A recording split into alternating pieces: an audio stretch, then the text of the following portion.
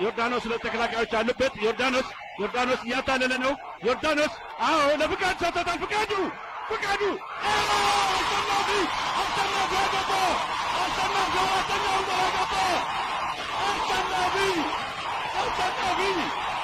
አሸናፊ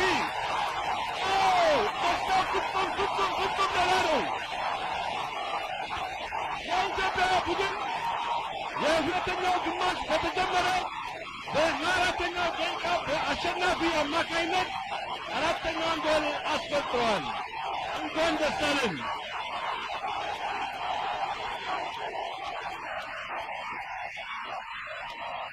የኢትዮጵያ ተመልካች በእውነቱ በአሁኑ ጊዜ በአዲስ አበባ ስታዲየም ከፍተኛ የሆነ ደስታና ሞራል ለተጫዋቾቻችን እየሰጠ ነው።